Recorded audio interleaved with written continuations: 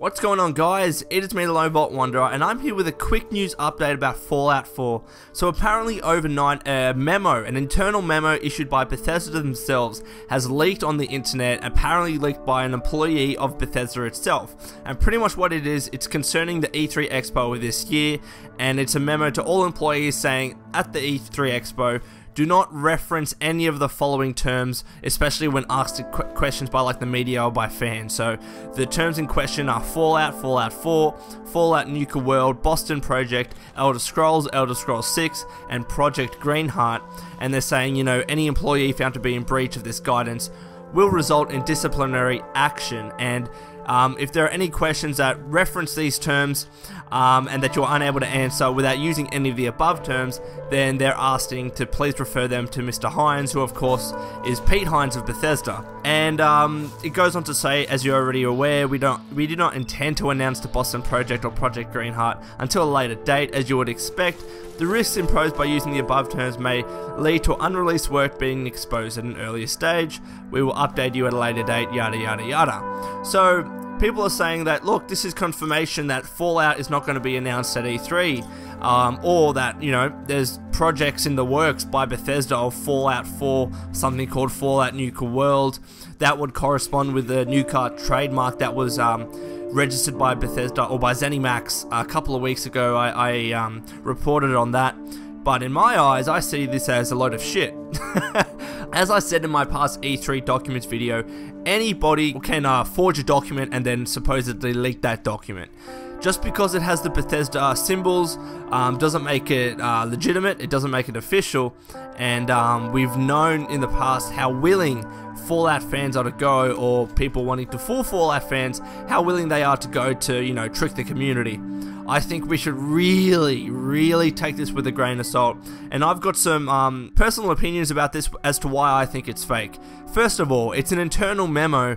Internal memos aren't sent out by hand and signed in pen by whoever is, you know, writing the memo. They're usually done electronically, and as such, they usually have an electronic signature.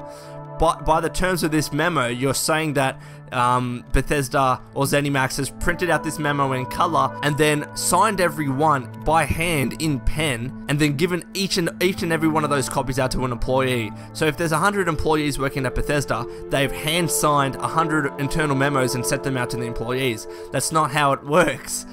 You know, as I said in the past, I've worked in government. Anything like this would just be done electronically, and if there is a need for a signature, it would be done electronically. You know, it wouldn't be done as a handwritten signature, because if you're saying, if these internal documents are printed in the hundreds, are you expecting someone to write a handwritten signature for each and every one of those documents? Wouldn't it be a little bit more smart to do that document and release that internal memo electronically and have an electronic signature? I think that's the first kind of red flag about this leak.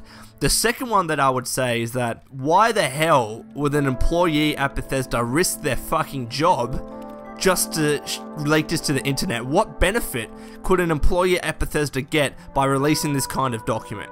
And that's just coming from a common sense and a practicality standpoint. I mean, you're working at one of the best developers in the country, best developers in the world for that matter, and you're going to risk it by leaking an internal memo out to the internet. For what benefit? They didn't even leak it to a renowned website. Usually in a situation like this, they'd leak it to, for example, Kotaku or to IGN, so they at least get some recognition for the fact of what they've done. But here, it's not like they're getting any benefit in return. They're just leaking this document for the sake of doing it and jeopardizing their job in the meantime. So unless this person is really fed up at Bethesda and doesn't want to work there anymore, I'm calling bullshit on this, because why would you risk yourself like that? Your career, potentially, most of these employees have families that they need to support. They have children, they have wives, they have husbands. Why would anybody want to do this? It just does not smell right. And the third thing that I've noticed from this thing, why would an internal memo be sent out to every employee if it's regarding the E3 event? Surely, alright, and surely not every employee at Bethesda is attending E3. Maybe a handful of, you know, employees, probably including Todd Howard, including Pete Hines, maybe some key head developers.